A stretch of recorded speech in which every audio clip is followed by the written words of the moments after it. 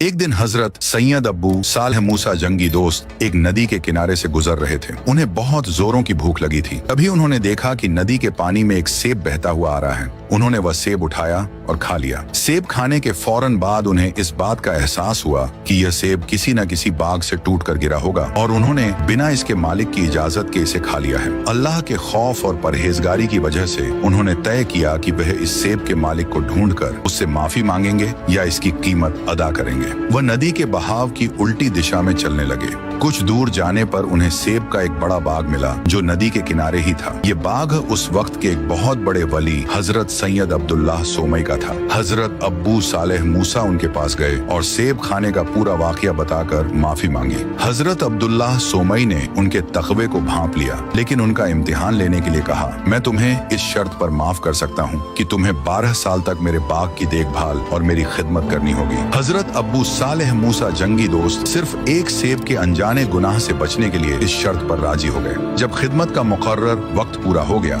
तो हजरत अब्बू सालेह मूसा ने दोबारा हजरत अब्दुल्लाह सोमई से माफी तलब की। इस पर हजरत अब्दुल्लाह सोमई ने एक और अजीब शर्त रख दी। उन्होंने कहा, मैं तुम्हें तब तक माफ नहीं करूंगा जब तक तुम मेरी बेटी से निकाह नहीं कर लेते, लेकिन मेरी बेटी अंधी, बहरी, गूंगी और अपाहिज यानी लूली लंगड़ी है। हजरत अब्बू सालेह मूसा परेशान तो हुए, लेकिन अल्लाह की नाराजगी और आखिरत की पकड़ से बचने के लिए उन्होंने इस अपाहिज लड़की से निकाह करना भी कबूल कर लिया। निकाह के बाद जब हजरत अब्बू सालेह मूसा अपने कमरे में गए तो वहाँ एक बेहद खूबसूरत और पूरी तरह से तंदुरुस्त लड़की को बैठे देखा। उन्हें लगा कि वह गलती से किसी दूसरे कमरे में आ गए हैं और वहाँ से लौटने लगे। तभी हजरत अब्दुल्लाह सोमई ने उन्हें रोका और सारी हकीकत बयान की। उन्होंने मुस्कुराते हुए कहा, मेरी बेटी अंधी है क्योंकि उसने आज तक किसी गैर महरम को आंख उठाकर नहीं देखा। वह बाहरी है क्योंकि उसने आज तक कोई भी बुराई, झूठ या गीबत नहीं सुनी। वह गूंगी है क्योंकि उसकी जबान से आज तक कोई झूठ या बुरी बात नहीं निकली। वह अपाहिज है